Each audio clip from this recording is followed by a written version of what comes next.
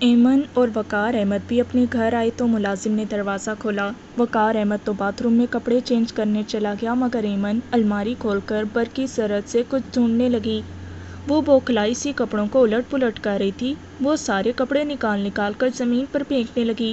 وقار احمد نے اپنی کپ کا بٹن بند کرتے ہوئے تعجب سے ایمن کی طرف دیکھا۔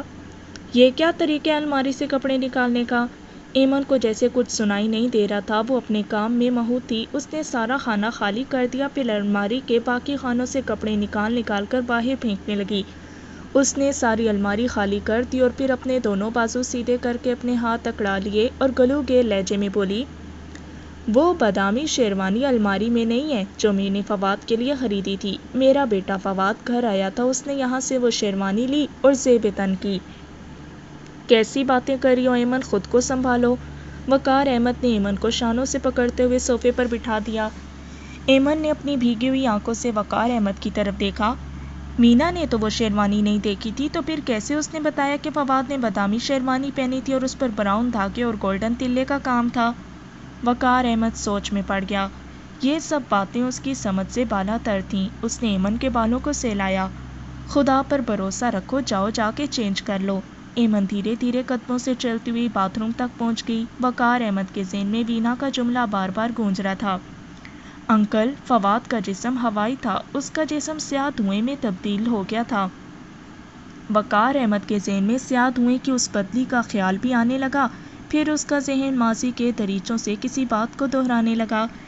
جب چرس بھرے سگریٹ پینے پر وقار احمد نے فواد کے چہرے پر زناٹے دار تھپڑ رسید کیا تھا تو چیخ کر بولا تھا، ڈیڈی، اس دھوئیں میں کبھی آپ کا بیٹا بھی دھواں ہو جائے گا۔ اس خیال سے اس کے جسم میں جھرجھری دوڑ گئی۔ اس نے دونوں ہاتھ دعا کے لیے اٹھائے، یا اللہ، جو میں سوچ رہا ہوں وہ نہ ہو، میرا بیٹا زندہ ہو۔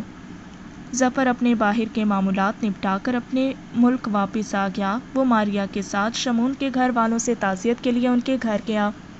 شمون کی بے وقت اور عجیب موت سب کے لیے پہیلی بنی ہوئی تھی۔ ظفر کو ماریا کی حالت پر تشویش ہو رہی تھی کہ شمون کی موت سے وہ اس قدر خوفزدہ کیوں ہے۔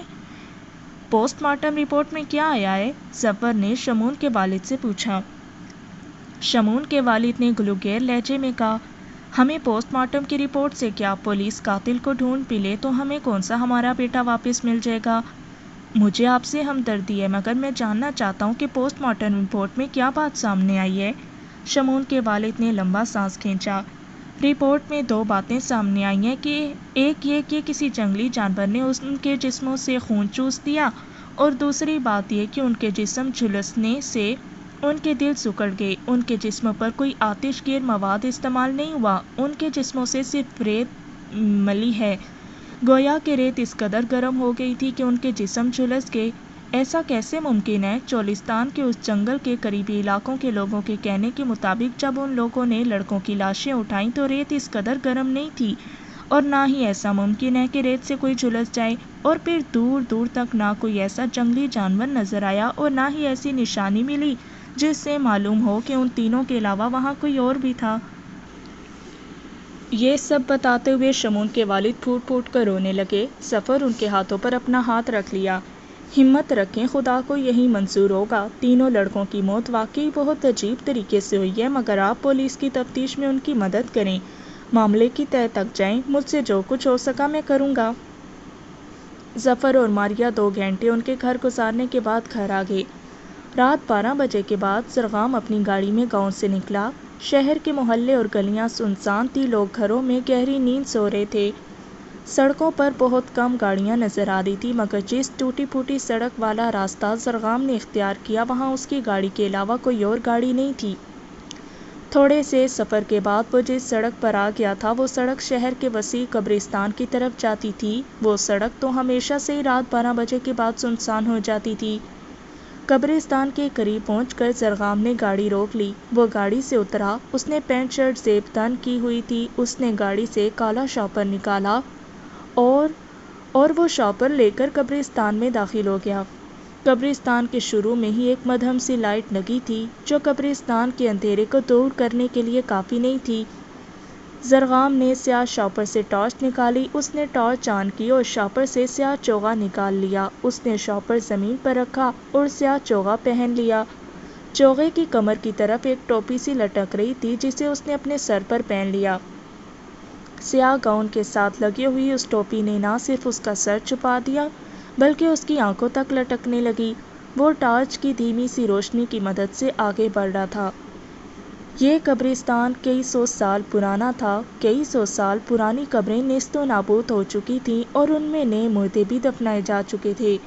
ان کئی سو سال پرانے مردوں کی روحیں اب بھی اس قبرستان میں بھٹک رہی تھیں۔ وہ خاص نظریں جو ان روحوں کو دیکھ سکیں عام انسانوں کے پاس نہیں تھیں، مگر زرغام جیسا شیطان اپنی طاقت، اپنے علوم اور تجربے کی بنیاد پر اپنے آس پاس بھٹکنے والی روحوں کو محسوس کر سکتا تھا۔ بظاہر محسوس ہونے والے سناٹے میں کتنی آہ و بکا، کتنی چیخیں اور کیسی کیسی دل سوز آوازیں زرغام کی قوت سماعت سے ٹکرا رہی تھیں۔ وہ بے خوف مختلف قبروں پر ٹارچ کی روشنی ڈالتا ہوا آگے بڑھ رہا تھا۔ کچھ قبریں انتہائی خستہ حال تھیں جن میں پڑے ہوئے انسانی ہڈیوں کے ڈھانچے صاف دکھائی دے رہے تھے۔ زرغام ایک ایسی خستہ حال قبر کے قریب رک گیا۔ اس نے سیاہ شاپر سے ایک روئی کی بنی ہوئی گڑیا نکالی اور زمین پر آلتی پالتی مار کے بیٹھ گیا۔ اس نے کھرپے کی مدد سے خستہ حال قبر کے پاس تھوڑی سی زمین کھودی اور اس گڑیا کو زمین میں اس طرح دفن کیا کہ اس کا سر باہر رہ گیا، باقی دھڑ مٹی میں دفن ہو گیا۔ اس نے لوہے کی ایک پن لی اور اس گڑیا کے ماتھے پر گھسیٹ دی۔ اس عمل کے بعد وہ آنکھیں بند کر کے کچھ پڑھنے لگا۔ کچھ دیر بعد اس نے آنکھیں کھولیں۔ اس نے گڑیا پر پھونکا اور اس کے اون سے بنے ہوئے بالوں کو آپس میں گرا لگا دی اور پھر بھیانک انداز سے مسکراتا ہوا وہاں سے اٹھ گیا۔ وہ تیز قدم پھلانگتا ہوا قبرستان سے باہر نکلنے لگا، جیسے اس خاص عمل کے بعد قبرستان سے باہر نکلنے کا وقت اس کے پاس بہت کم ہے۔ اس نے کئی قبروں کو اپنے پیروں تلے رونت دیا۔ وہ برقی سرعت سے قبرستان سے باہر نکلا اور پھر اپنی گاڑی میں سوار ہو کے جلد از جلد اس علاقے سے باہر نکل گیا۔ رخسانہ اور توقیر نے صبح اٹھ کر فجر کی نماز ادا کی اور پھر وہ دونوں چہل قدمی کے لیے نکل گئے۔ وینا کی منگنی میں ہونے والے واقعے کی خبر ان دونوں تک بھی پہنچ گئی تھی۔ وہ واک کرتے ہوئے اسی موضوع پر بات کر رہے تھے۔ جو کچھ مجھے ایمن نے بتایا وہ سب کیسے ہو سکتا ہے؟ رخسانہ نے توقیر سے پوچھا۔ توقیر جاگنگ کرتا ہوا ایک لہجے کے لیے ٹھہر گیا اور لمبے لمبے سانس لینے لگا۔ کبھی کبھی خدشات ہمارے شعور پر حاوی ہو جاتے ہیں اور ہمیں وہی کچھ دکھائی دیتا ہے جس سے ہم ڈرتے ہیں۔ وینا کو ڈر تھا کہ وہ کبھی فواد کے جیون ساتھی نہ بنے، کیونکہ وہ فواد کو پسند ہی نہیں کرتی تھی۔ اس کا خدشہ فواد بن کر اس کے سامنے کھڑا ہو گیا اور ایمن کی دیرینہ خواہش کہ فواد اس کا خریدا ہوا جوڑا پہنے حقیقت کا روپ دھار گئی۔ یہ سب سائیکالوجی ہے اور کچھ بھی نہیں۔ رخسانہ نے توقیر کی طرف گہری نظر سے دیکھا۔ کتنی آسانی سے تم نے ان سب کو انسانی نفسیات کا نام دے دیا۔ دل، دماغ، جسم، یہ سب جس کے بغیر بے معنی ہے وہ ہے روح، جسے رب گوشت کے اس پتنے میں پھونکتا ہے۔ روح جو جسم کے مردہ ہوتے ہی احساسات، جذبات، شعور سب کچھ ساتھ لے جاتی ہے۔ کیا تم روح کی حقیقت کو جھٹلا سکتے ہو؟ توقیر بھی خاموشی سے رخسانہ کی ساری بات سن رہا تھا۔ دھیرے سے بولا، تم یہ کہنا چاہتی ہو کہ فواد مر چکا ہے؟ کیا ہم یہ بھی تسلیم کر لیں کہ ہماری حوریہ؟ ابھی توقیر پوری بات نہیں کہہ پایا تھا کہ رخسانہ اس کے کندھے سے لگ کر رونے لگی۔ 1 سال ہو گیا ان چاروں کو لاپتہ ہوئے، ہم کیا سمجھیں کہ وہ زندہ ہیں یا مردہ؟ توقیر نے اس کے شانے پر اپنی باہیں دراز کر لیں۔ اس طرح کے خدشات اپنے ذہن میں مت لاؤ، میرا دل نہیں مانتا، مجھے لگتا ہے کہ ایک دن حوریہ اچانک ہمارے سامنے آ جائے گی۔ وہ دونوں دھیرے دھیرے چلتے ہوئے گھر آ گئے۔ توقیر آفس جانے کی تیاری کرنے لگا اور رخسانہ اس کے لیے ناشتہ تیار کرنے میں مصروف ہو گئی۔ توقیر پھرتی سے تیار ہو کر کرسی پر بیٹھ گیا۔ بیگم جلدی ناشتہ لاؤ، دیر ہو رہی ہے۔ رخسانہ نے سینڈوچ میکر کا بٹن آف کیا اور سینڈوچ نکال کر ٹرے میں رکھے اور ساتھ میں چائے کے 2 کپ بھی ٹرے میں رکھ لیے۔ وہ توقیر کے قریب آئی اور ناشتہ سرو کرنے لگی۔ اس دوران توقیر کے موبائل کی رنگ ہوئی۔ اسکرین پر انسپکٹر کا نمبر دیکھ کر توقیر نے موبائل کان سے لگایا۔ جی انسپکٹر صاحب۔ انسپکٹر کی بات سن کر توقیر جہاں تھا وہیں جیسے منجمد ہو گیا۔ چند ساعتوں کے لیے جیسے وہ پلکیں جھپکنا ہی بھول گیا۔ وہ بوکھلائے ہوئے انداز میں بولا، ہم بس ابھی پہنچتے ہیں۔ توقیر کے چہرے کے تاثرات دیکھ کر رخسانہ بھی گھبرا گئی۔ کیا ہوا؟ کس سے بات کر رہے تھے؟ توقیر کے چہرے پر خوشی اور پریشانی کے یکجا تاثرات تھے، مگر الفاظ جیسے اس کی زبان پر ہی اٹک گئے تھے۔ وہ بمشکل بولا، حوریہ مل گئی ہے، مگر وہ شفا ہسپتال میں ہے، وہ بے ہوشی کی حالت میں ملی تھی اور ابھی تک بے ہوش ہے۔ انسپکٹر کے پاس حوریہ کی تصویر تھی، اس لیے انہوں نے اس کی شناخت کر لی، وہی حوریہ کو اسپتال لے کر گئے ہیں۔ میری حوریہ مل گئی ہے؟ رخسانہ کی آنکھیں بھیگ گئی، مارے خوشی کے وہ اپنا دل تھام کے بیٹھ گئی۔ دونوں میاں بیوی جلد از جلد گھر سے نکل کر شفا ہاسپٹل پہنچ گئے۔ دونوں روم نمبر 46 میں پہنچے تو انہیں اپنی آنکھوں پر یقین نہیں آیا کہ حوریہ ان کے سامنے بیڈ پر لیٹی ہے۔ وہ دونوں دھیرے دھیرے چلتے ہوئے حوریہ کے بستر کے قریب آ گئے۔ حوریہ ابھی تک بے ہوش تھی، اس کے معصوم سے چہرے پر بے شمار خراشیں تھیں۔ رخسانہ تو بے خودی میں بیٹی سے لپٹ گئی۔ توقیر بیٹی کا ہاتھ تھامے اپنے آنسوؤں پر قابو نہیں پا سکا۔ لیڈی ڈاکٹر نے رخسانہ کے شانے پر ہاتھ رکھا۔ پلیز آپ تھوڑی دیر کے لیے کمرے سے باہر چلے جائیں۔ میں آپ کے احساسات سمجھ سکتی ہوں، مگر آپ کی بیٹی کا ٹریٹمنٹ ابھی پورا نہیں ہوا، ابھی تک ان کو ہوش نہیں آیا، یہ خطرے سے باہر نہیں ہے۔ آپ باہر بیٹھ کر دعا کریں، جو ہی ان کو ہوش آیا ہم آپ کو بلا لیں گے۔ انسپکٹر بھی توقیر اور رخسانہ کے ساتھ کمرے سے باہر آ گیا۔ آپ کو حوریہ کہاں ملی اور اس کی یہ حالت؟ توقیر نے پوچھا۔ انسپکٹر نے لمبا سانس کھینچا۔ صبح صبح ہی قبرستان کے گورکن نے مجھے اطلاع دی کہ قبرستان میں کوئی لڑکی بے ہوش پڑی ہے۔ اطلاع ملتے ہی میں اپنے کچھ ساتھیوں کے ساتھ قبرستان پہنچا۔ حوریہ چند خستہ قبروں کے قریب بے ہوش زمین پر پڑی ہوئی تھی، سوائے سر کے حوریہ کا سارا جسم گیلے گارے سے لت پت تھا، بالکل ایسے جیسے کہ گیلی مٹی کے کسی گڑھے سے نکلی ہو۔ اس کے سر کے سامنے پیشانی سے خون بہہ رہا تھا۔ ہم نے اسے بمشکل ہسپتال پہنچایا۔ نرسوں نے اس کے جسم کو صاف کیا اور اسے دوسرے کپڑے پہنائے۔ حوریہ کو ہوش آ جائے تو یہ سب علم ہو جائے گا کہ اسے اس حالت تک کس نے پہنچایا ہے۔ رخسانہ ہاتھ میں تسبیح تھامے اوپر کی طرف دیکھنے لگی۔ کس ظالم نے میری بیٹی کو اس حال تک پہنچایا؟ خدا اسے نہیں چھوڑے گا۔ توقیر نے رخسانہ کی طرف دیکھا۔ بس دعا کرو کہ ہماری بیٹی کو ہوش آ جائے۔ دونوں میاں بیوی تسبیح پڑھنے لگے اور دعائیں مانگتے رہے۔ تھوڑی دیر کے بعد ایمرجنسی روم سے نرس باہر آئی اور توقیر سے مخاطب ہوئی۔ حوریہ کو ہوش آ گیا ہے، آپ لوگ اس سے مل سکتے ہیں۔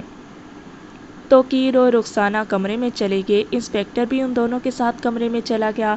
حوریہ نے آنکھیں کھولی ہوئی تھیں۔ لیڈی ڈاکٹر نے مسکراتے ہوئے رخسانہ کی طرف دیکھا۔ اب آپ کی بیٹی خطرے سے باہر ہے۔ رخسانہ اور توقیر حوریہ کے بیڈ کے قریب آ گئے۔ حوریہ نے انجان سی نظروں سے اپنے والدین کی طرف دیکھا اور پھر کوئی تاثر دیے بغیر لیڈی ڈاکٹر کی طرف دیکھنے لگی۔ میں کہاں ہوں اور یہ لوگ کون ہیں؟ لیڈی ڈاکٹر نے توقیر اور رخسانہ کی طرف اشارہ کرتے ہوئے کہا۔ تم ان لوگوں کو نہیں جانتی؟ حوریہ نے ایک بار اجنبیت سے دونوں کی طرف دیکھا۔ میں نے ان کو پہلی بار دیکھا ہے۔ رخسانہ کچھ کہنے لگی تو لیڈی ڈاکٹر نے انہیں خاموش رہنے کا اشارہ کیا، پھر اس نے ان سب کو اپنے ساتھ باہر آنے کو کہا کہ وہ کمرے سے باہر آ گئے۔ ڈاکٹر صاحبہ، حوریہ ہمیں کیوں نہیں پہچان رہی؟ رخسانہ نے پوچھا۔ ڈاکٹر کچھ دیر خاموش رہی، پھر گویا ہوئی۔ ہم نہیں جانتے کہ حوریہ کن حالات سے گزری ہے۔ مجھے لگ رہا ہے کہ وہ اپنی یادداشت کھو بیٹھی ہے، مگر یہ بات میں وثوق سے نہیں کہہ سکتی۔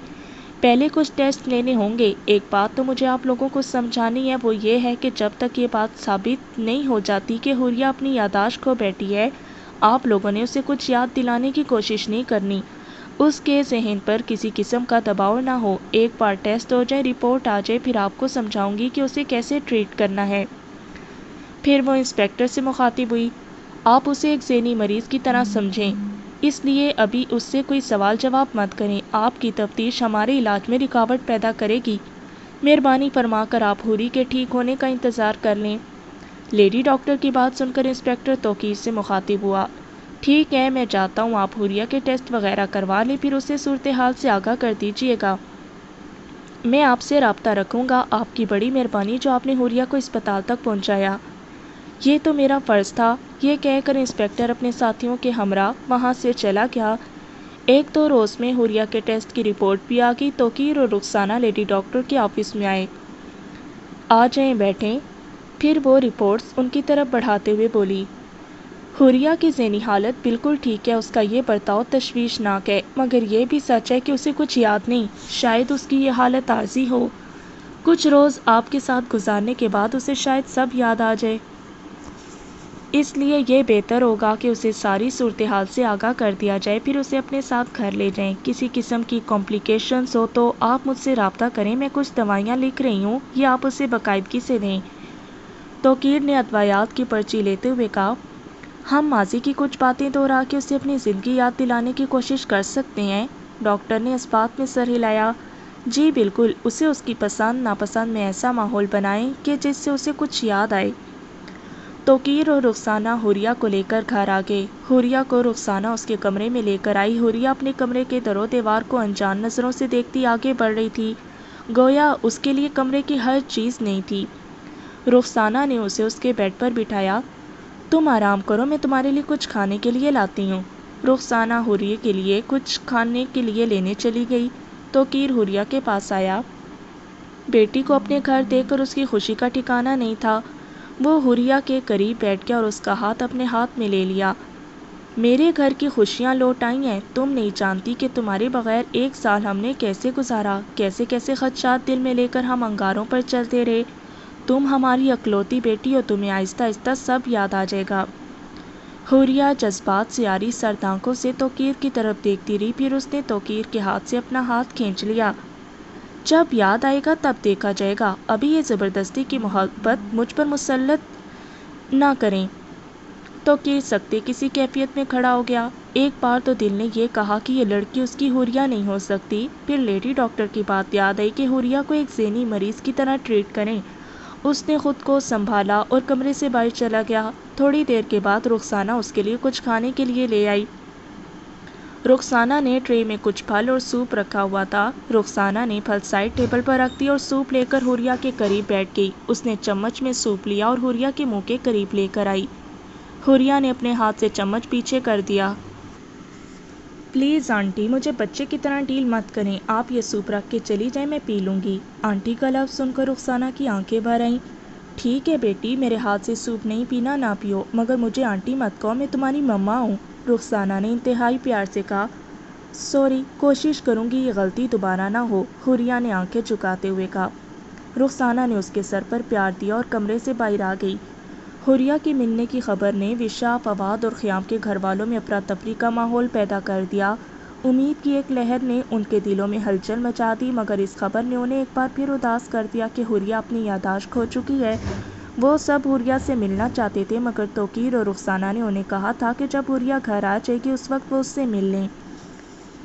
اتوار کے روز ظفر، وقار احمد، ایمن، زبیر اور ماہین رخسانہ کے گھر آئے۔ توقیر نے ان سب کو مہمان خانے میں بٹھایا۔ رخسانہ ان سب سے ملی اور پھر کچن میں جا کے چائے کے اہتمام میں مصروف ہو گئی۔ رخسانہ کا چہرہ خوشی سے دمک رہا تھا، دیکھنے میں بھی کافی چست لگ رہی تھی۔ ایمن نے توقیر کی طرف دیکھا۔ توقیر بھائی، بیٹی کے آتی رخسانہ کیسے کھل اٹھی ہے، اولاد میں تو جان پھنسی ہوتی ہے، ہمارے لیے بھی دعا کریں کہ ہماری اذیتیں بھی ختم ہو جائیں۔ توقیر احمد نے پر امید لہجے میں کہا، کیوں نہیں بہن، خدا کے گھر میں دیر ہے اندھیر نہیں، جس طرح ہماری حوریہ لوٹ آئی ہے اس طرح خیام، وشا اور فواد بھی لوٹ آئیں گے۔ حوریہ کے زندہ سلامت ملنے کا یہی مطلب ہے کہ وہ تینوں بھی کہیں روپوش ہیں، ہو سکتا ہے وہ خود ہی گھر نہ آنا چاہتے ہوں یا کہیں پھنسے ہوئے ہوں، کچھ بھی ہو سکتا ہے، ہمیں اپنی تلاش جاری رکھنی چاہیے۔ ظفر، جو سر جھکائے خاموشی سے سب کچھ سن رہا تھا، تھکے تھکے لہجے میں بولا، خدا کا شکر ہے کہ حوریہ آپ کو زندہ سلامت مل گئی، میرے من میں طرح طرح کے خدشات جیسے پھن پھیلائے بیٹھے ہیں، جوں جوں وقت گزرتا جا رہا ہے امید بھی ٹوٹتی جا رہی ہے۔ ظفر کی اس بات پر زبیر نے اس کے شانے پر ہاتھ رکھا۔ مایوسی کی باتیں مت کرو، ڈاکٹر نے امید دلائی ہے کہ حوریہ کی یادداشت بہت جلد واپس آ سکتی ہے، کیونکہ اس کی ذہنی حالت نارمل ہے، اس کی یہ حالت کسی حادثے کا نتیجہ ہو سکتی ہے۔ جو ہی حوریہ کی یادداشت واپس آئے گی تو وہ بتا سکتی ہے کہ اس کے دوست فواد، خیام اور وشا کہاں ہیں۔ امید کی اس کرن نے ہم سب میں حوصلہ پیدا کر دیا ہے۔ ماہین نے صوفے سے اٹھتے ہوئے کہا، حوریہ سے اس کے کمرے میں مل لیتے ہیں۔ توقیر فوراً کھڑا ہو گیا، آپ ادھر ہی بیٹھیں، حوریہ کو میں بلا کے لاتا ہوں۔ توقیر کے جانے کے ساتھ ہی رخسانہ چائے لے کر آ گئی، اس نے سب کو چائے پیش کی۔ ایمن نے رخسانہ کا ہاتھ پکڑ کر اپنے پاس بٹھا لیا۔ چھوڑو یہ تکلفات، ادھر ہمارے پاس بیٹھو، بیٹی کی واپسی مبارک ہو، یہ سب تمہاری دعاؤں کا نتیجہ ہے۔ رخسانہ نے مسکراتے ہوئے ایمن کی طرف دیکھا، خدا کا فضل ہے، میں خوش تو بہت ہوں، مگر کیا؟ ایمن نے پوچھا۔ اتنی دیر میں حوریہ توقیر کے ساتھ کمرے میں داخل ہوئی۔ حوریہ کو سب تو دیکھتے ہی رہ گئے۔ اس نے انتہائی سادہ لباس سے بے تن کیا ہوا تھا۔ بڑے دوپٹے کے ساتھ اس نے سکارف سے اپنے سر کو اس طرح ڈھانپا ہوا تھا کہ اس کا ایک بھی بال نہیں دکھائی دے رہا تھا۔ اس نے انتہائی احترام سے سب کو سلام کیا اور ایمن اور ماہین کے پاس بیٹھ گئی۔ ایمن اور ماہین نے آنکھوں میں رخسانہ کو اشارتاً کہا کہ حوریہ کی شخصیت تو بالکل بدل گئی ہے۔ حوریہ وہ حوریہ نہیں رہی، اس کا یہ روپ بالکل نیا ہے۔ رخسانہ نے اس سب سے ملوایا اور اسے اس کے دوستوں کے بارے میں بھی بتایا، مگر وہ ہر بات سے انجان تھی۔ وہ انتہائی شائستگی سے سب سے باتیں کرتی رہی۔ پھر جو ہی عصر کا وقت ہوا وہ نماز کے لیے وہاں سے چلی گئی۔ ایمن نے حیرت میں ڈوبے ہوئے لہجے میں کہا، حوریہ کو تو کچھ بھی یاد نہیں، اس کے ذہن میں تو اس کے اپنوں کی دوستوں کی دھندلی تصویریں بھی نہیں ہیں۔ اس کی یادداشت گم ہو گئی ہے یہ تو مانتے ہیں، مگر حوریہ کی شخصیت میں یہ بدلاؤ کیسے؟ رخسانہ کی پیشانی پہ سوچ کی لکیریں نمایاں ہو گئی۔ وہ تذبذب کسی کیفیت میں بولی، میں خود بہت الجھی ہوئی ہوں۔ حوریہ کا یہ روپ میں خود آج پہلی بار دیکھ رہی ہوں۔ میرے اور توقیر کے ساتھ حوریہ کا برتاؤ ناقابل برداشت تھا۔ وہ جب سے گھر آئی ہے کھچی سی ہے، بات بات پر غصہ کرنا، کمرے میں تنہا بند رہنا، اور آج اس طرح ایک دم بدل جانا۔ جو کچھ حوریہ کو پسند تھا اسے وہ سب پسند نہیں۔ ایسا لگتا ہے جیسے چہرہ حوریہ کا ہے اور وہ کوئی اور ہے۔ توقیر جو ظفر کے ساتھ بیٹھا تھا رخسانہ سے مخاطب ہوا، تم جانتی ہو نا کہ حوریہ اس وقت ایک ذہنی مریض ہے۔ جب تک وہ مکمل ٹھیک نہیں ہو جاتی تم اس کی عادات و اطوار، اس کی حرکات کا اتنا نوٹس مت دو۔ ٹھیک ہے اس پر نظر رکھو مگر خود پریشان مت ہو۔ اسے ذہنی مریض کی طرح ڈیل کرو کہ ہمیں اس کا علاج کرنا ہے۔ ڈاکٹر نے کیا کہا تھا ذہن میں رکھو۔ ڈاکٹر نے کہا تھا کہ حوریہ کو اب ادویات کی ضرورت نہیں، اسے ہماری ضرورت ہے۔ اسے وہ واقعات یاد دلائیں جو اس کی زندگی میں اہم تھے، ان مقامات پر اسے لے جایا جائے جو اسے پسند تھے۔ ماہین توقیر کی طرف متوجہ ہوئی، میرے خیال میں اسے اس کی یونیورسٹی کو بھی وزٹ کروانا چاہیے، اور مجھے یاد پڑتا ہے کہ رخسانہ نے بتایا تھا کہ چھٹیوں میں وہ پہاڑی علاقوں میں جانے کی ضد کرتی تھی۔ رخسانہ نے بے چینی سے اپنے ہاتھوں کو ہلایا۔ پہاڑی علاقوں سے وحشت ہونے لگی ہے اس حادثے کے بعد۔ توقیر نے رخسانہ کی بات کاٹی، میرے خیال میں ماہین ٹھیک کہہ رہی ہے، تم اس حادثے کو بھول جاؤ۔ پہاڑی علاقے میں جانے سے حوریہ کو اچھا ماحول بھی ملے گا اور اس کا دل بھی خوش ہو جائے گا۔ اگر اس نے پھر کوئی ایسی ویسی حرکت کر دی تو؟ رخسانہ نے پریشانی سے بھنویں سکیڑتے ہوئے کہا۔ ایمن نے رخسانہ کے ہاتھ پر ہاتھ رکھا، وہم نہ کرو، ہم میں سے کوئی تم لوگوں کے ساتھ چلا جائے گا، تم حوریہ کو تنہا مت چھوڑنا۔ ظفر نے ایمن کی بات سنتے ہی توقیر کا کندھا تھپتھپایا، یار تم پروگرام بناؤ، میں اور ماریہ تمہارے ساتھ چلیں گے۔ توقیر نے مسکراتے ہوئے جواب دیا، چلو پھر ٹھیک ہے پروگرام بناتے ہیں، باقی رہی میری بیگم کی بات تو اسے میں منا لوں گا۔ ماہین جو کافی دیر سے خاموش بیٹھی تھی بولی، حوریہ کی صحت کے ساتھ ہماری بھی امیدیں جڑی ہیں، ہمیں بھی اپنے بچوں کا پتہ چل جائے گا کہ وہ کہاں ہیں، کس حال میں ہیں۔ رخسانہ نے اسے حوصلہ دیا، ہمت رکھو، جس طرح خدا نے ہم پر کرم کیا اسی طرح وہ تمہیں بھی تمہارے بیٹے سے ضرور ملوائے گا، پھر میں تمہارے گھر آؤں گی مبارکباد لینے۔ ماہین نے سر جھکائے مایوسی بھرے لہجے میں کہا، خدا کرے کہ ایسا ہو۔ توقیر نے ڈاکٹر سے حوریہ کو پہاڑی علاقے میں لے جانے کی اجازت دی۔ ظفر اور ماریہ کے ساتھ ساحل نے بھی ان کے ساتھ پہاڑی علاقے میں جانے کا پروگرام بنا لیا۔ توقیر اور رخسانہ نے جمعے کی صبح روانہ ہونے کا ارادہ کیا۔ ساری پیکنگ رخسانہ نے رات کو ہی کر لی۔ حوریہ نے کوئی خاص خوشی کا اظہار نہیں کیا۔ رخسانہ کے کہنے پر اس نے بھی پیکنگ شروع کر دی۔ رخسانہ کپڑے ٹیچی کیس میں رکھتے ہوئے توقیر سے مخاطب ہوئی، میں نے حوریہ سے کہا تھا کہ مجھے اپنے کپڑے نکال کے دے دو، میں ٹیچی کیس میں رکھ لوں گی، مگر وہ کہتی ہے کہ وہ اپنا بیگ الگ لے کر جائے گی۔ ٹھیک ہے اسے اس کی مرضی کرنے دو، کسی بھی معاملے میں اسے مجبور مت کرو۔ توقیر نے ریموٹ سے ٹی وی آن کرتے ہوئے کہا، دیکھ کر تو آؤں کہ کیا کیا رکھ رہی ہے۔ رخسانہ ٹیچی کیس کھلا چھوڑ کر حوریہ کے کمرے میں چلی گئی۔ حوریہ بیگ میں کپڑے رکھنے میں مصروف تھی۔ رخسانہ اس کے قریب آئی تو اس نے حیرت سے بیگ میں رکھے ہوئے کپڑوں کی طرف دیکھا اور کپڑے اٹھا کے سارے کپڑے چیک کرنے لگی۔ یہ کیا حوریہ، اسکرٹس اور پینٹ شرٹس؟ تم نے تو کہا تھا کہ یہ سارے کپڑے اٹھا کر باہر پھینک دے، میں اس طرح کے کپڑے نہیں پہنتی۔ تمہارے لیے میں نے بوتیک سے سادے ملبوسات منگوائے۔ حوریہ تیز ترار آواز میں بولی، کون سے سادے ملبوسات، میں تو اسکرٹس اور پینٹ شرٹ ہی پہنتی ہوں۔ رخسانہ کی حیرت بڑھتی جا رہی تھی۔ تم نے 5 مختلف رنگوں کے اسکارف منگوائے تھے جو تم دوپٹے کے ساتھ اوڑھتی تھی۔ حوریہ دونوں ہاتھوں کو چھٹکتے ہوئے چڑھ کر بولی، واٹ ربش، میں اور اسکارف پہنوں گی؟ حوریہ، تمہاری مرضی، بس اتنا بتا دو کہ میری مدد کی ضرورت ہے۔ رخسانہ نے بات ختم کرنے کی کوشش کی۔ حوریہ نے ہینگر سے کپڑے اتارتے ہوئے کہا، آپ اپنی اور پاپا کی پیکنگ کریں، میں اپنی ضرورت کی تمام چیزیں رکھ لوں گی۔ یہ سن کر رخسانہ خاموشی سے وہاں سے چلی گئی۔ جب حوریہ سو گئی تو رخسانہ نے چپکے سے الماری سے اس کے سارے ملبوسات اٹھا لیے اور اپنے بیگ میں ڈال لیے۔ جمعے کے صبح ظفر اور ساحل حوریہ کے گھر پہنچ گئے۔ تقریباً 7 بجے دونوں گاڑیاں کوٹھی سے باہر نکلیں۔ ایک گاڑی میں توقیر، رخسانہ اور حوریہ سوار تھے اور دوسری گاڑی میں ظفر، ماریہ اور ساحل سوار تھے۔ پرخطر اور پرمزہ 5 گھنٹے کے سفر کے بعد وہ لوگ مری پہنچ گئے۔ انہوں نے ہوٹل میں کمرہ لینے کے بجائے نتھیا گلی میں 2 فلیٹ 2 ہفتے کے لیے رینٹ پر لے لیے۔ ان دونوں فلیٹس میں ہر طرح کی سہولت موجود تھی۔ سب سے اچھی بات تو یہ تھی کہ یہ دونوں فلیٹس بلند ترین چوٹی پر تھے جہاں سے نیچے کے مناظر بہت خوبصورت دکھائی دیتے تھے۔ دونوں فیملیز اپنا اپنا سامان اٹھائے اپنے اپنے فلیٹس میں چلی گئیں۔ دوپہر کا کھانا تو انہوں نے ہوٹل سے کھا لیا تھا۔ ماریہ اور رخسانہ نے اپنے اپنے کچن میں چائے بنائی اور سب باہر لان میں دراز ہو گئے۔ پھولوں سے سجے اس لان میں 3 جگہ 6 کرسیوں کے سیٹ رکھے گئے تھے۔ لان کے چاروں طرف لوہے کی خوبصورت گرل تھی جہاں سے اطراف کے نظارے دیکھے جا سکتے تھے۔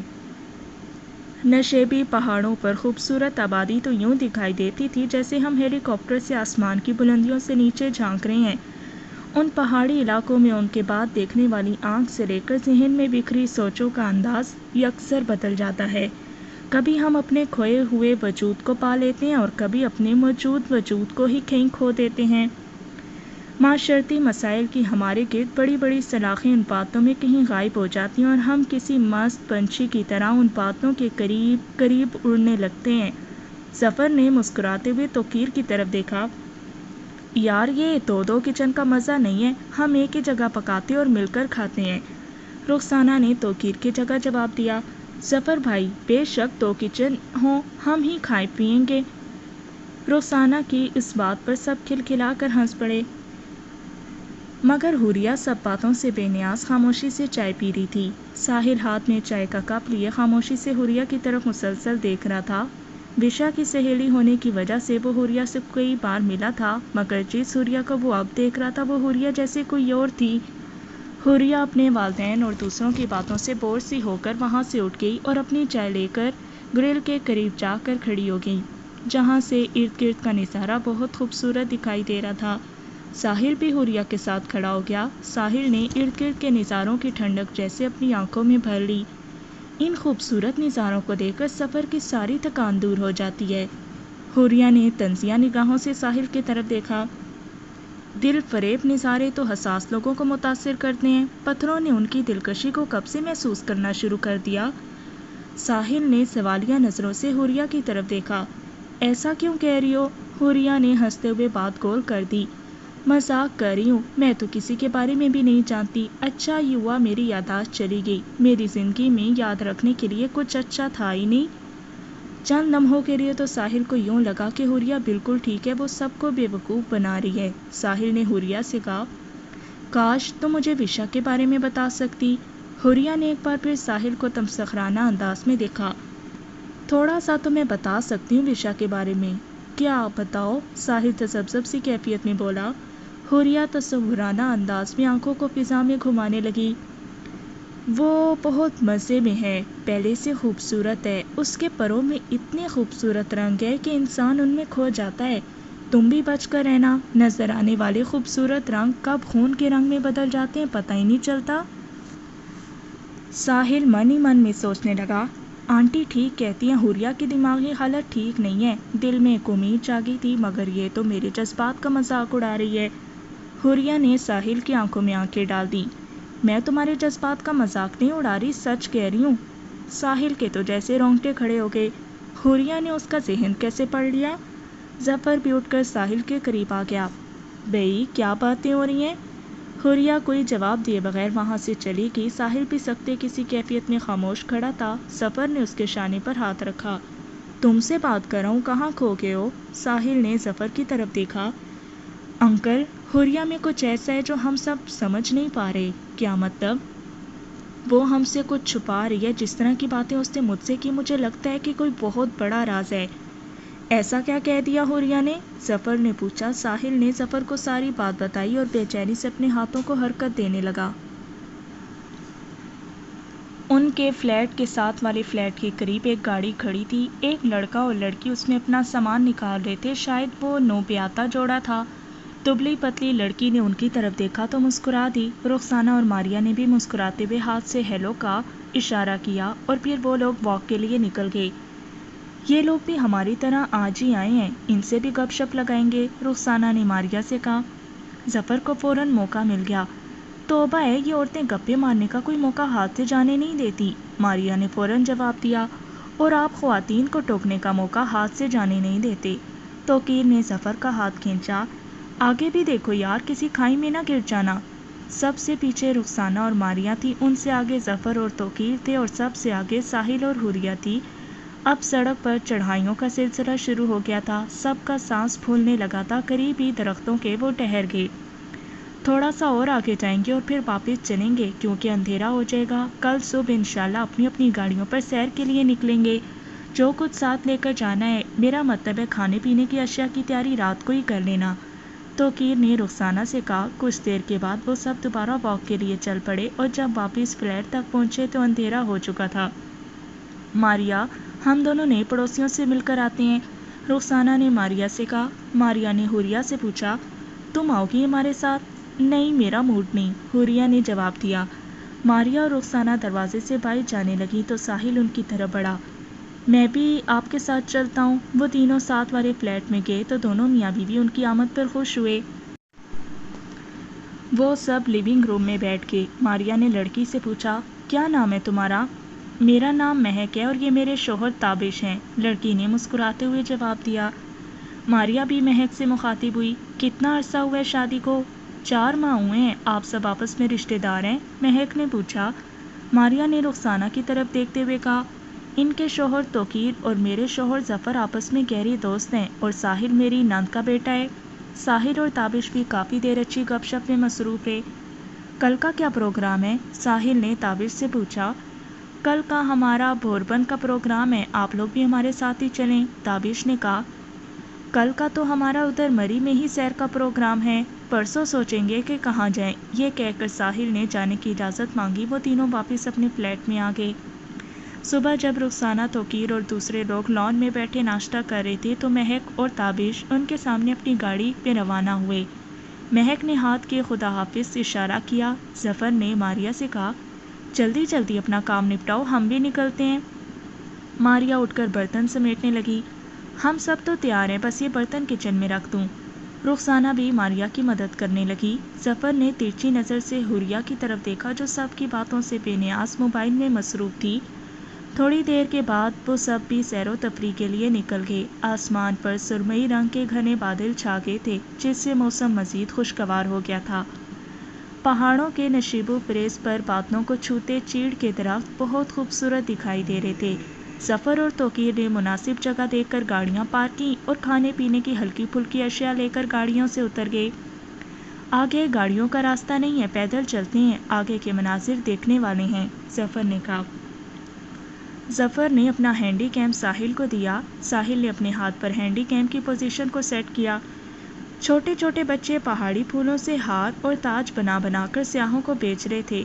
साहिल ने मुस्कुराकर उन बच्चों की तरफ देखा और उनकी वीडियो बनाने लगा। बाबूजी, ये हार खरीदोगे? पठान बच्चा साहिल की तरफ बढ़ा। साहिल ने कुछ पैसे बच्चे को दिए और उससे फूलों का हार ले लिया। जैसे ही साहिल ने फूलों को छुआ, विशा का चेहरा उसकी निगाहों में झिलमिला गया। वो मुस्कुराई तो फूलों ने उसका लम्स महसूस कर लिया। उसने फूलों को अपने चेहरे से लगाया तो हुरिया के हंसने की आवाज़ उसकी समात से टकराई। जब कोई तुम्हारे करीब होता है तो उसे जख्म देते हो, असियत देते हो, और जब वो दूर चला जाता है तो उसकी याद में झूठे तस्वे बहाते हो। साहिल और हुरिया चढ़ाई पर खड़े थे जिसके साथ ही गहरी खाइयाँ थीं। साहिल हुरिया की बातों में महू उसकी तरफ बढ़ने लगा तो गोल पत्थरों पर से उसका पाँव फिसल गया। हुरिया ने आगे बढ़कर उसका हाथ थाम लिया और उसे ऊपर खींच लिया। वो एक बार फिर तस्दीक आमेज़ अंदाज में मुस्कुराई। میں تمہیں نہ تھامتی تو تم سیدھے نیچے کھائی میں گرتے، تمہاری چیخیں نکل جاتی، تم بہت بزدل ہو، کبھی کھائی میں چھلانگ مار کر دیکھو، یوں لگتا ہے جیسے کمر سے پیراشوٹ باندھ کر ہیلی کاپٹر سے چھلانگ لگا دی ہو۔ سنسناہٹ کا ایک جھٹکا ساحل کے وجود سے گزر گیا۔ وہ حوریہ سے کچھ کہنے لگا تو رخسانہ حوریہ کا ہاتھ پکڑتے اسے اپنے ساتھ لے گئی۔ آسمان پر سرمئی بادلوں کی تہہ گہری ہوتی جا رہی تھی۔ تھوڑی ہی دیر میں ہلکی ہلکی بوندا باندی شروع ہو گئی۔ لوگ اس ہلکی ہلکی بارش سے لطف اندوز ہو رہے تھے۔ تھوڑے فاصلے پر نیشنل پارک تھا جہاں بہت سی فیملیز اپنے بچوں کو لے کر آئی ہوئی تھیں۔ پارک میں تفریح کے لیے بہت کچھ تھا، سوئمنگ پول، جھولے، طرح طرح کے کھانوں کے اسٹال، گو کہ وہاں ہر طرح کی تفریح میسر تھی۔ پارک کی لوکیشن بھی خوب تھی، منزل در منزل یہ پارک پہاڑوں کی 3 تہوں پر مشتمل تھا۔ ظفر اور توقیر کی فیملیز بھی اس پارک میں آ گئیں۔ ساحل نے رخسانہ اور ماریہ کو چھیڑا، آپ جھولے نہیں لیں گی؟ رخسانہ نے حوریہ کی طرف دیکھا، تم اور حوریہ کیوں نہیں لیتی؟ حوریہ کو تو جھولے بہت پسند ہیں۔ ساحل نے حوریہ سے پوچھا، چلو آؤ ڈریگن پر بیٹھتے ہیں۔ حوریہ نے منہ بسور کے جواب دیا، مجھے جھولے پسند نہیں ہیں۔ رخسانہ اس کی طرف حیرت سے دیکھتی رہ گئی، کتنی بدل گئی ہے حوریہ۔ ماریہ نے رخسانہ کے شانے پر ہاتھ رکھا، موسم کو انجوائے کرتے ہیں، وہ سامنے بیٹھ کر چائے پیتے ہیں، ساتھ میں گرم گرم پکوڑے بھی لیتے ہیں۔ چلو ادھر ہی چلتے ہیں، رخسانہ نے کہا۔ میز کرسیوں کے درمیان میں بڑی سی چھتری آویزاں تھی، وہ سب ادھر ہی بیٹھ گئے۔ ساحل پکوڑے اور چائے کا آرڈر دینے چلا گیا۔ مما میں ذرا واش روم سے ہو کر آتی ہوں، حوریہ نے رخسانہ سے کہا۔ تھوڑی ہی دیر کے بعد ساحل چائے اور پکوڑے لے کر آ گیا۔ سب نے گرما گرم پکوڑے کھائے تو توقیر نے حوریہ کے بارے میں پوچھا، حوریہ کہاں پکوڑے ٹھنڈے ہو جائیں گے؟ رخسانہ نے پکوڑا اٹھاتے ہوئے کہا، وہ واش روم میں گئی ہے۔ اچھا ہوتا اگر وہ نئے پڑوسی بھی ہمارے ساتھ ہی آ جاتے، ظفر نے کہا۔ آپ تابش اور مہک کی بات کر رہے ہیں؟ انہوں نے بھوربن جانا تھا، ابھی تک تو نہیں پہنچے ہوں گے۔ ساحل کی بات سن کر ظفر نے کہا، وہ ہم سے کافی پہلے نکلے تھے، وہ بھوربن پہنچ گئے ہوں گے۔ ظفر کا خیال درست تھا، تابش اور مہک بھوربن کے دلفریب نظاروں کا مزہ لوٹ رہے تھے۔ اپنی گاڑی مناسب جگہ پارک کر کے وہ دونوں لانگ ٹریک پر چل پڑے۔ بھوربن میں بارش نہیں تھی مگر بادل جیسے سیاحوں کا تعاقب کر رہے تھے۔ مہک میرا کیمرہ دو، میں تمہاری تصویر بناتا ہوں۔ تابش نے مہک کی طرف ہاتھ بڑھایا، مہک نے منہ پر ہاتھ رکھ لیا، او وہ تو گاڑی میں ہی رہ گیا ہے، او شٹ، اتنے مشکل راستے سے ہم اوپر تک آئے ہیں، اب پھر گاڑی تک جائیں؟ چھوڑو خیر ہے۔ نہیں کیمرے کے بغیر کیا مزہ، تم ایسا کرو ادھر ہی بیٹھو، کہیں مت جانا، میں کیمرہ لے کر آتا ہوں۔ یہ کہہ کر تابش کیمرہ لینے چلا گیا۔ 2 درخت اس طرح ملے ہوئے تھے کہ بینچ کی شکل بن گئی تھی۔ مہک وہاں بیٹھ گئی اسی جگہ، تابش اس کی تصویر بنانا چاہتا تھا۔ بڑے بڑے پہاڑوں کے نشیب و فریز میں لگے لمبے لمبے درختوں نے سورج کی روشنی لینے کے لیے جیسے پہاڑوں سے بغاوت کر دی تھی۔ ان کی جڑیں تو پہاڑوں میں تھیں مگر ان کے تنے مختلف اشکال میں پہاڑوں سے دور نکل گئے تھے۔ تابش پہاڑ کے غیر ہموار حصوں کو پھلانگتا ہوا تیزی سے نیچے اتر رہا تھا۔ کافی راستہ اسی طرح کا تھا، پھر ہموار سڑک آ گئی، اب اسے اپنی گاڑی کے سامنے دکھائی دے رہی تھی۔ وہ تیز تیز قدم اٹھاتا ہوا گاڑی کی طرف بڑھنے لگا کہ اچانک ایک دل کو چھو لینے والی آواز اس کی سماعت سے ٹکرائی۔ اس کے قدم جہاں تھے وہیں رک گئے۔ وہ سحر انگیز اور خوبصورت آواز کسی لڑکی کی تھی جو کچھ اس طرح سر میں گا رہی تھی کہ تابش کے دل کی دھڑکنوں میں ہلچل مچ گئی۔ وہ گا رہی تھی، کس زبان میں گا رہی تھی کچھ سمجھ میں نہیں آ رہا تھا مگر کوئی ایسا سحر تھا کہ تابش سب کچھ بھول کے اس آواز کی سمت کی طرف بے اختیار بڑھنے لگا۔ اس آواز کی سمت بڑھتا ہوا وہ کسی اور جانب نکل گیا۔ چیڑ کے درختوں سے بھرا پہاڑ کا یہ حصہ بالکل ویران تھا۔ تابش آواز کے پیچھے بھاگتا رہا، پھر ایک جگہ اس کے قدم رک گئے۔ گانا گانے والی لڑکی سامنے درخت کے ساتھ دوسری طرف منہ کیے کھڑی تھی۔ اس نے سفید جالی والا فراک پہنا ہوا تھا۔ اس نے تابش کی موجودگی کو محسوس کر لیا اور خاموش ہو گئی۔ تابش اس کے قریب آیا، آپ خاموش کیوں ہو گئی، گاتی رہیں۔ لڑکی نے تابش کی طرف چہرہ کیا۔ تابش حیرت سے بولا، آپ تو حوریہ ہیں نا، آپ یہاں کیسے؟ ابھی تابش نے یہ سوال کیا ہی تھا کہ حوریہ کا چہرہ یکدم بدل گیا۔ اس کے نقوش حوریہ کے ہی تھے مگر اس کے چہرے کی رنگت میں نیلاہٹ آ گئی، ہونٹ سیاہی مائل ہو گئی، آنکھیں زندگی کی رونق سے بے نیاز ہو گئی، وہ کسی خستہ حال مردے کی طرح دکھائی دے رہی تھی۔ موسم بھی ایک ساتھ میں ہی بدل گیا۔ تیز آندھی کے چکر میں دراز کا درخت ادھر ادھر جھولنے لگے۔ تابش کو اس بھونچال میں عجیب سی بھیانک آوازیں سنائی دینے لگیں۔ وہ الٹے قدموں سے حوریہ سے پیچھے ہٹنے لگا۔ حوریہ نے وہی گانا گانا شروع کیا جو تابش کے لیے مسحور کن تھا، مگر اب اسی گانے کے بول تابش کے جسم پر خنجر کی طرح وار کر رہے تھے۔ وہ اپنے کانوں پہ ہاتھ رکھ کے اذیت سے چلانے لگا، بند کر دو یہ آواز۔ وہ آواز اس کے کانوں کو چیرتی ہوئی اس کے شریانوں کو کاٹنے لگی، اس کے کانوں سے خون بہنے لگا۔ تابش کے نہ پہنچنے پر مہک بھی اسے ڈھونڈنے نکل گئی تھی۔ اس نے گاڑی کے پاس جا کے دیکھا کہ تابش وہاں نہیں ہے۔ وہ آگے جانے کے بجائے اسی راستے کی طرف چل پڑی جہاں تابش گیا تھا۔ ایک عجیب سا احساس اسے اس راستے کی طرف لے گیا۔ ایک انجانے سے خوف سے اس کا دل تیزی سے دھڑکنے لگا تھا۔ وہ تابش کو پکارنے لگی، تابش کہاں ہو تم؟ وہ آگے بڑھتی رہی مگر اسے دور دور تک تابش دکھائی نہیں دے رہا تھا۔ مان اسے تابش کی کرب آمیز چیخ سنائی دی۔ وہ دیوانہ وار دوڑتی ہوئی اس جگہ جا پہنچی جہاں تابش زندگی اور موت کے بیچ تڑپ رہا تھا۔ اس نے تابش کو اپنی باہوں کے حصار میں لے لیا۔ تابش کا پورا وجود خون میں لت پت تھا۔ تابش یہ تمہیں کیا ہو گیا؟ مہک پھوٹ پھوٹ کر رو رہی تھی۔ وہ تابش کو کھینچنے کی کوشش کرنے لگی۔ میں تمہیں اس طرح مرنے نہیں دوں گی، تابش اسے خود سے دور کہہ رہا تھا۔ مجھے بچانے کی کوشش مت کرو، میرے پاس وقت نہیں ہے، ادھر بدرو کا راج ہے، وہ تمہاری جان بھی لے گی، تم یہاں سے بھاگ جاؤ۔ مہک نے سہمی نظروں سے اوپر دیکھا تو اس کے سامنے کوئی لڑکی تھی جس کا جسم ہوائی تھا اور وہ ہوا میں معلق تھی۔ مہک نے اس کے بگڑے ہوئے چہرے میں حوریہ کا چہرہ ڈھونڈ لیا، کانپتے لبوں سے بولی، حوریہ۔ حوریہ کا نام لینا ہی اس کی موت کی وجہ بن گیا۔ تابش کو خون کی الٹی آئی اور ہمیشہ کے لیے مہک کو چھوڑ کے چلا گیا۔